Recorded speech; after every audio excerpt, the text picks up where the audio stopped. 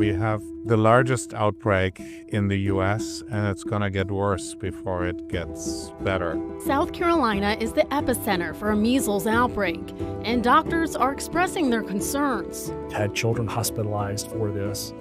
I think the statistics would say 1 out of 10 who get the measles would be hospitalized. For some impacted, it's emotional. We sat there for the next 2 days watching her getting sicker and sicker. She couldn't breathe. All for what? The origin of the outbreak, Spartanburg County, has the lowest vaccination rate in the state. So we took questions from viewers about the MMR vaccine and measles. This is from Heather. She said, what are the adverse reactions listed in Section 6 of the vaccine insert? So she's talking about the MMR vaccine. So I did print this out just so I could see it myself. And I asked some of my own questions. So if my child got measles, is there any harm in giving them vitamin A? Welcome to the Wellness Files, a podcast where we explore practical tools, research, and real stories. I'm your host, Carrie Beal, and today we are sitting down with 3 doctors to ask them questions about the MMR vaccine and measles.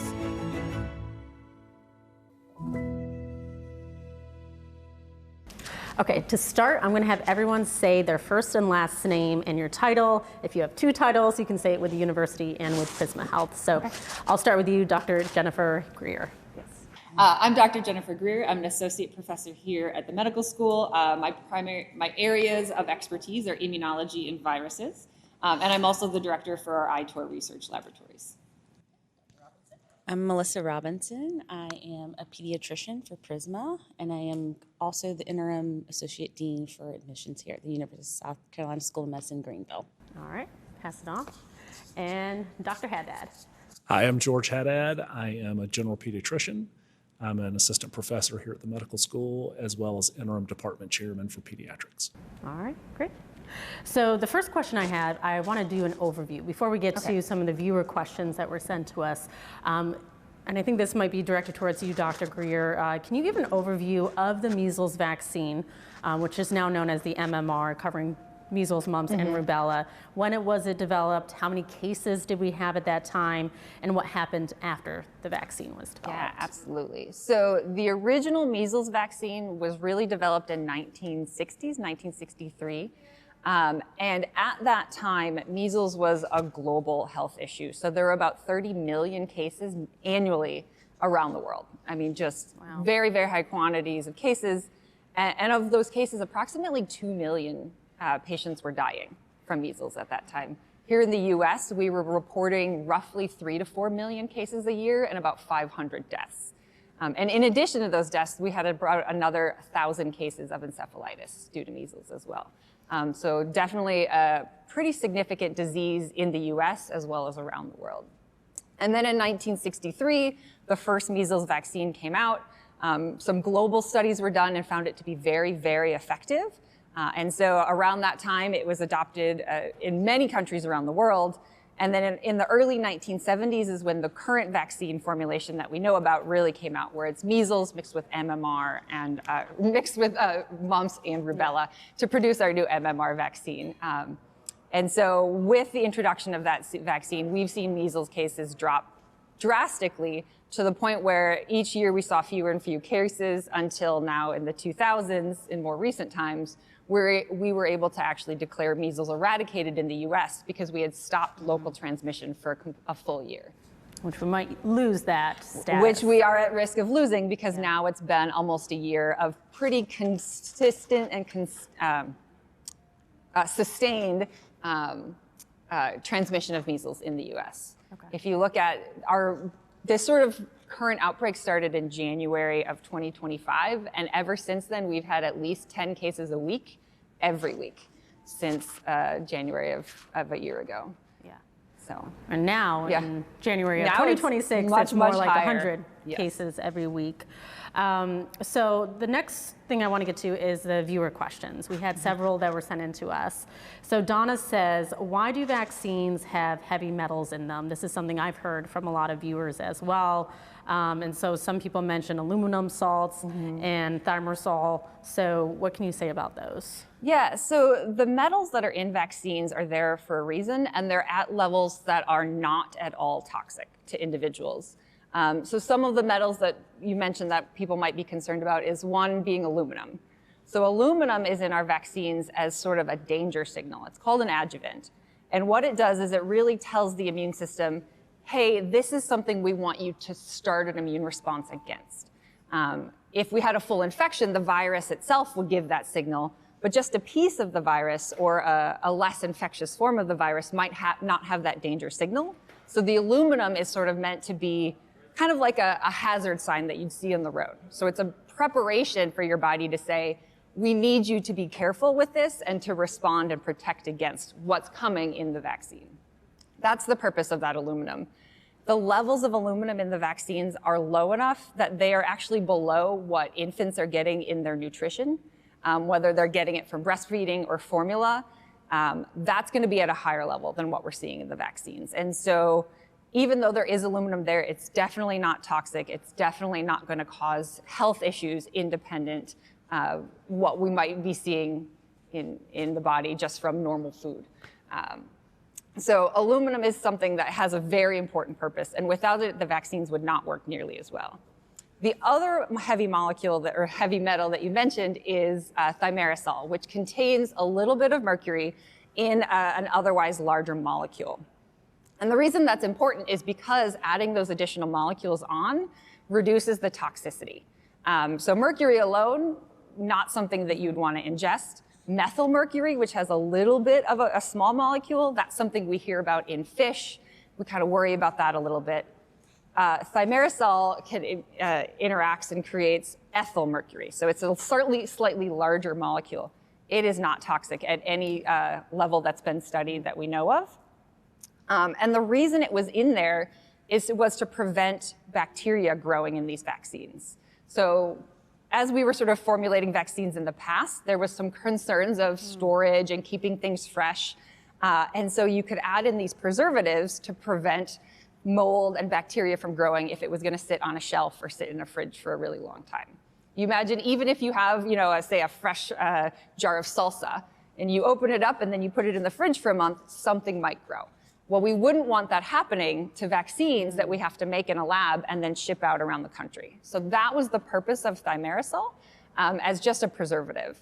And again, the way that mercury is present in the vaccine is in a form that's not going to cause damage like we might think of when you hear, oh, there's mercury in Yeah, I think of fish. Yeah, exactly. When I think of that. It's a different form. And it's not uncommon to have metals in molecules that are actually helpful and serve good purposes. So for example, iron is in our blood. It's in hemoglobin, which is something that we need to effectively get oxygen to our tissues.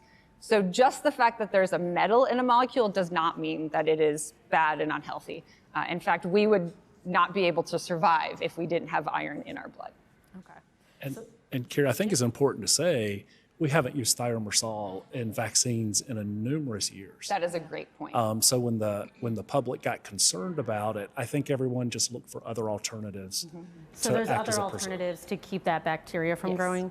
Yeah, we still use preservatives, but because of public concern, thimerosal has been removed for the vast majority of most vaccines. Can you say if it's been removed from MMR? It's been removed from MMR and all childhood vaccines. Okay. I believe there's maybe 1 or 2 formulations of the flu vaccine that might still have it.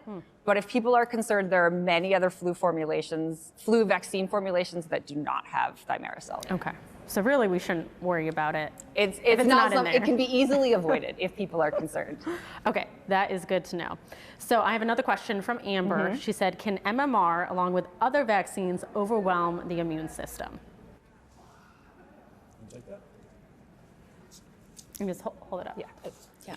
So the vaccines are made to have an immune response. And so you can have a reaction to it, but it's not going to overwhelm your system. What we're doing is causing your body to create these antibodies so that if you are exposed to it, you're able to fight it off so that you would not develop severe disease and complications from getting the active disease. So the purpose of it, again, is to really get your body to respond to it, not overwhelm your body. One time I had a doctor, my son was sick, And initially, I was asking about the flu vaccine, and he actually said at that moment, because my son was sick, he didn't recommend the flu vaccine in that moment. So I guess maybe there are some circumstances if you're already sick. I know those are immunocompromised, you know, there's certain vaccines they shouldn't get. So there's some circumstances where maybe it could, not vaccines put together, but if you're already sick or something like that. So I think that's a conversation to definitely have with your pediatrician or your primary care provider, whether you feel if the child is not well at the time, whether they should get the vaccine at that time. But the vaccine itself would not overwhelm your system. Okay. And I would add to that, if people are worried about the vaccine as being an overwhelming challenge to the immune system, is think how much more challenging and overwhelming the disease is. There's going to be millions of times more virus in an infection than in a small shot. And so if someone's really worried about their infant's immune system being overwhelmed, the virus, the infection is what's going to be the overwhelming thing. And so a vaccine is a good way to train the body so that it doesn't get overwhelmed when it does see the infection. And I think what her question might be is more having multiple vaccines at once. Yes. I'm guessing that's kind of what she was getting at. Yeah. And one of the reasons we don't worry about multiple vaccines is that you're exposed to numerous germs throughout the day, and many more than what would be in a vaccine that has multiple doses in it. And so we don't worry because the immune system can handle so many more germs in a day than what would come in a vaccine. Absolutely. But I do think you brought up a very good point, though. For people that are immune compromised or don't have a fully developed immune system, that really should be a conversation with their doctor to make sure that their body can handle the vaccines. But for many infants, even though we recommend multiple vaccines and sometimes a couple at the same time, we're recommending them, or really our wonderful pediatricians are recommending them because we have studies, we have data that shows that the infant immune system will not be overwhelmed and can handle them. Okay. So next, Christine has a question. She said, why aren't there more double-blind placebo studies on the vaccines? So there actually are a lot of double-blind placebo studies on the vaccines. The time that we see those is when a new vaccine is being introduced, because at that point, we don't know if the vaccine is effective or not. And that's when we can really start to learn. We can have our placebo group, we can have our vaccine group, and try to understand, is the vaccine offering benefit? Now, because we have a lot of knowledge about vaccines, we know that there's efficacy, we know that they work. So it wouldn't actually be ethical to do a placebo study because we would effectively be withholding an effective treatment from the group that was receiving the placebo. And I can liken it to if you were in a clinical trial for a heart drug and you got into the placebo group, but you know that the heart drug works, you would feel, as a patient, like you were not being served well because you were not being able to get that drug. So if we were to do a placebo-controlled double-blind study now, everybody in the placebo group would be receiving effectively poor medical care. And that's not the goal of the medical community. We want to give everyone the best treatment possible. And actually, when you think about it, with the number of people who are unvaccinated now, we're almost running our own double-blind study by de facto. And what we're seeing is those are the children or families or adults who are getting the measles during this outbreak are people who are unvaccinated. Yeah, so in more current times, if we're testing a new vaccine, we're going to test it against the current vaccines. So that's why we're not doing these sort of double-blind placebo, but we're comparing to the current standard of care and looking for better treatments or better options. Maybe now we might see the mix of MMR plus the varicella, the chickenpox vaccine. So we had to compare that to the original MMR, not to a placebo. Yeah, okay. I'll go on to the next question then. This is from Heather. She said, what are the adverse reactions listed in section 6 of the vaccine insert? So she's talking about the MMR vaccine. So I did print this out just so I could see it myself, and I've done a lot of stories and talked to parents about some of the adverse reactions. So it is almost a page long. So I know when people look at this, they're like, oh my goodness, all these things could happen to my child. I actually interviewed a mother whose daughter experienced ITP shortly after getting the MMR vaccine. I know that's very uncommon, but it freaked her out. You know, it was scary to see something like that happen to her daughter, where it was a life-threatening illness and her platelets stopped forming, and that means her blood wasn't clotting. So what can you tell me about this section of the vaccine insert and what parents need to know? Do you all want to take that, or do you want me to jump in? I say what you say, and Yeah, then I'll follow. I'll just fill it. So one thing that's really important to think about for a lot of those potential complications of the vaccine is that those are usually milder versions of what might be seen with a measles infection. Okay. So we acknowledge as a medical community that there are some risks with vaccination, just with any type of medical treatment. Even aspirin has side effects. But for someone who's not vaccinated, if they get infected, all those side effects are still a possibility. And if they do appear, they're going to be more severe and probably more long lasting with greater complications. Yeah, and to the point that you made, we try to do our best as primary care providers is to educate our patients about these possibilities and why it's so important to still get them because of what you're preventing, and acknowledging that these adverse effects do happen, but very rarely. So I think the transparency about that is there. And if you always have any questions, you can always ask about that. But, you know, we're trying to do what's best for the patient from our perspective as medicine. That's why we do report the adverse effects so that you do know. But overall, the goal is to prevent the disease. And we know that the vaccine does that on a much larger scale, and that these vaccines are relatively safe. Nothing's 100%, but they're safe. And that's where we try to balance the fear with hopefully the desired outcome of preventing the disease. Okay. And I'll actually read some statistics I wrote down. So with the side effects, the CDC says about 1 in 3,000 will have a febrile seizure. 1 in 40,000 may experience ITP. Now I want to emphasize on the other side of that, they say if you get measles and you're not vaccinated or you just get it as an illness, it's about 1 in 1,000 experience encephalitis, swelling of the brain. 1 in 20 experience pneumonia. I know we've had a lot of cases of pneumonia here. So kind of going on the side of that, I mean, I think parents, they're trying to weigh the pros and cons. So when you look at some of those statistics, kind of what do you think?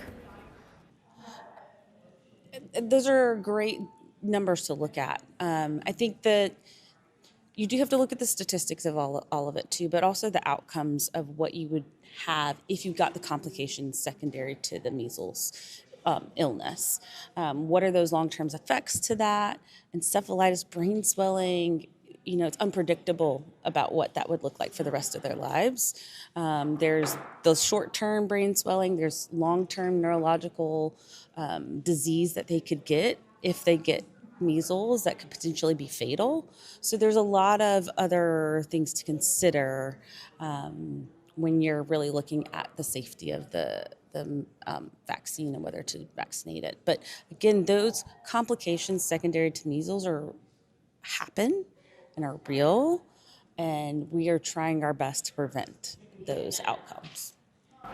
I know, Dr. Haddad, you said you've seen those complications, you know, here in the area in South Carolina, right? Yeah, so we have seen a lot of the complications that you'll read about with measles. We've had children hospitalized for this. I think the statistics would say 1 out of 10 who get the measles will be hospitalized. So the common things we'll see are kids who are dehydrated. We've seen a number of pneumonias. And then anything that's listed as a complication from measles potentially comes into a hospital. Mm-hmm. Okay. All right, so we'll go on to the next question. So this is kind of a general question. I want to go on to autism. Mm-hmm. This has been a concern, I think, that a lot of people brought up. So I'm just going to read a little bit about kind of how this started and give people a little bit of background. So in 1998, Dr. Andrew Wakefield published a paper in The Lancet suggesting a link between the MMR vaccine and a new variant of autism involving developmental regression and bowel problems in 12 children. This paper was later retracted and Wakefield was stripped of his medical license. Now, some patients still cite this as evidence that the MMR vaccine is linked to autism. So how would you respond to these concerns? So I would really respond and say that to people that are kind of looking for good science to support vaccines, this is not a paper that has good science. The thought that we're trying to change global health policy over a study with only 12 patients, and actually of those 12, I believe only 8 of them received the MMR vaccine at that time. And so that's already telling, I mean, 8 people is not enough to make a major health decision based off of. And if you're thinking about, we talked a little bit about placebo and double-blinded studies. This was not a placebo double-blinded study at all. In fact, there was no comparison group. So it was really only 8 children. And there's no basis for comparison to say those that didn't receive it, how did they look? And then a lot of that connection to the MMR vaccine was actually done based on sort of recall of, oh, this happened in the past and they also got measles in the past. Maybe they're related. And so we all sort of know, like if you try to think of what you had for lunch last week, you might not recall it exactly accurately or the specific day. So when you're trying to recall specific events, especially developmental changes in a child, right? It's kind of hard to identify what was a specific time that you noticed it. And so a lot of these recalls were based on, oh, I kind of think it happened around the same time, or, oh, it might have been in that week, but it could have been a couple months later. And in fact, at least one of the children, there was a 2-month window between when they received the vaccine to when they started noticing some of those symptoms. And so it's just not really factual science. It's based in sort of perceptions over a period of time. There wasn't any true control to say, yes, these 2 actions were related. And really, the study was more so looking at digestive issues. They weren't even necessarily investigating vaccines. So trying to draw conclusions about vaccines from that study would sort of be kind of stretching things a little too far, I think. Do you think some people, or sometimes we all do this, we want to believe something, so you search out information to align with your beliefs? Yeah, for sure. Well, and something that you're kind of looking for, you could imagine if you're you're a parent of a child who their behavior is changing, you're seeing this developmental regression, you're going to look and see and want to try and figure out why that is. And so there is definitely an interest of finding out a why. What could have happened? And when you look at what's going on, particularly as a parent, you're going to want to kind of know, is it something I did? Right? Or is it something that could have been done to my child? And so I think looking for something that was an external factor that was done to the child might be kind of the parents wanting to believe that it wasn't something in the house, that it wasn't something that they ate. And so it is sort of this confirmation of, oh, it was something else, some other decision that was made, that this is what caused to happen to my child. But that doesn't necessarily mean that was what exactly happened. And in fact, these children that were in the study were all kind of in the toddler stage. I think they were 3 to 4 years old. There's a lot of developmental milestones happening there, a lot of firsts for a kid. Maybe they were transitioning to solid food. Maybe there's lots of other things happening. And so the belief that it could be the MMR vaccine might just be because, again, parents are looking for something to connect, but there's lots of things there. And so you could find all of these children had things in common, measles, MMR vaccine being one of them, but lots of other things in common. And so to take away MMR as the cause from that study is a bit premature. And now we have, years of studies looking at this where we can say that the MMR vaccine was not the cause. And we are still figuring out the cause of autism, but at least we're pretty confident and we can say it was not that vaccine. Yeah, I've heard people say before, shark attacks increase when people eat more ice cream. It's probably the most common one you hear. Exactly. But they say there's no correlation between the two. It just happens to happen in summer. Yeah. Well, I was going to say the MMR causing autism also happens at the critical time pediatricians are assessing development. So from 12 months to 2 years is very critical, and you get your first MMR between 12 to 15 months. So we call that a temporal relationship. So it's a relationship in time, but it's not really a relationship that has a causal reason behind it. And so pediatricians, when this study came out in 2000s, this took up all of our time during checkups. Yeah. So when we were doing checkups between 1 to 2 years of age, assessing development, everyone was quoting Wakefield's study. And when it did finally get, the disclaimer came out, it was shown to be a faulty study, there was not much media behind that. So there was a small little insert in the Lancet that said this was a bad study versus let's come out with a huge media blast to show this was faulty. So pediatricians have been railing from this study for over 20 years. And now what we're seeing across the country are pockets of measles outbreaks that just keep continuing. And as a general pediatrician who practiced in the outpatient setting at that time, I really feel like this is still the study's effects. From that one faulty study, we are still seeing 25 years later effects from that. For parents who might say, my child got a vaccine and then I saw them change, what would you say to that patient? Well, that's the problem diagnosing autism. It's not a yes or no. It's not a checkbox. It takes time. And what you're looking for is regression of developmental milestones. And so you just really, kind of comes back to the shared decision making that should happen between a patient and their doctor and their families. We try and teach that here at the medical school. So over and over, we talk about shared decision making. It occurs in multiple instances, end of life discussions around getting vaccines for your kids. I mean, there's so many different areas where it really takes the doctor talking to the family and the patient and coming up with the best scenario for the patient at that time. So vaccines are no different.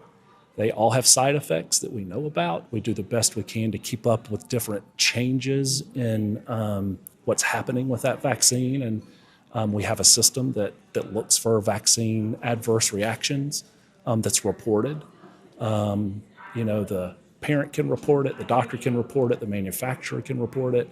And it's a way to see are there unusual cycles that are happening with a vaccine. And so shared decision making has to happen when you're giving vaccines to a child. And it takes longer to do that.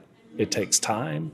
But that is really the gold standard of what we should be shooting for when we have these vaccine discussions. Because it's not an easy yes or no question, especially if you've got a child you're worried about developmental milestones, what's going on at this time. It takes time, but it also takes a relationship. And that's why I encourage everybody to have a primary care doctor that you can trust, someone that you can actually have these conversations with. Yeah. So a lot of people made the comment that measles is a mild illness and that you can treat it with vitamin A. So is this true? So first, vitamin A is not a cure or a treatment for measles. It is used in certain populations to help for an underlying issue, but the mainstay treatment for measles is supportive care. So fortunately, yes, a lot of people do get measles and have mild symptoms, but there are several patients who will develop complications. And so unfortunately for those patients, it's not mild and ultimately can be fatal and have long-term complications.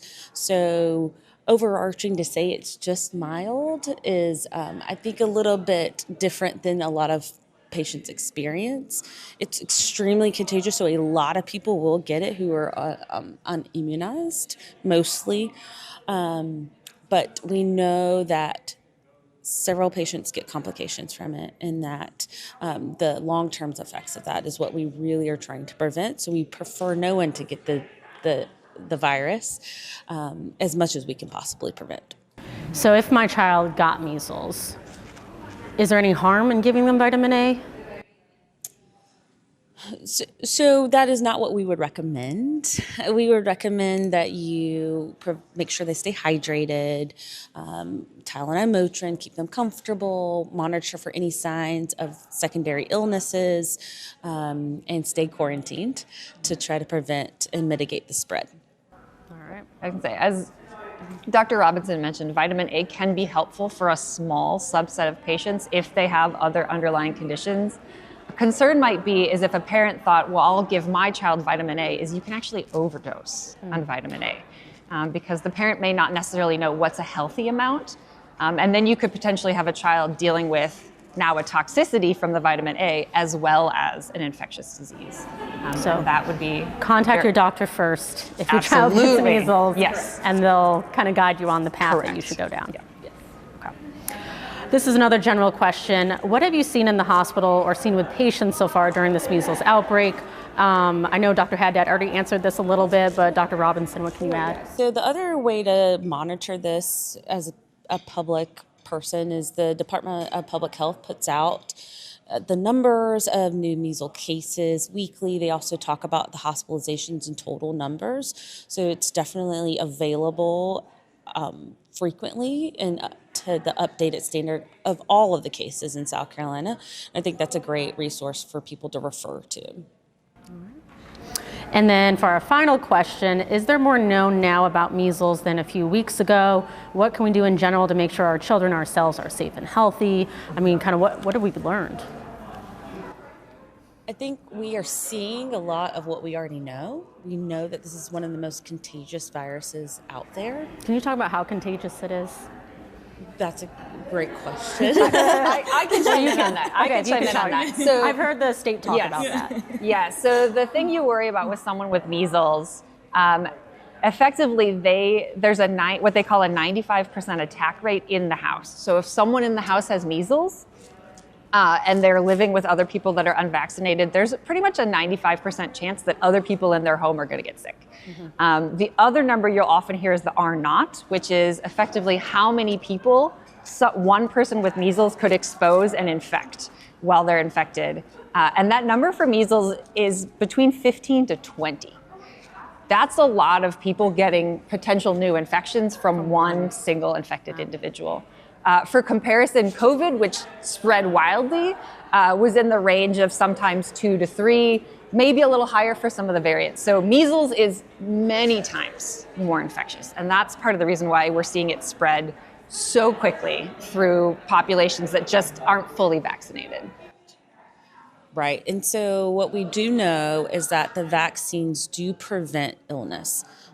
We recommend 2 MMRs, but the first one gives you 93% protection.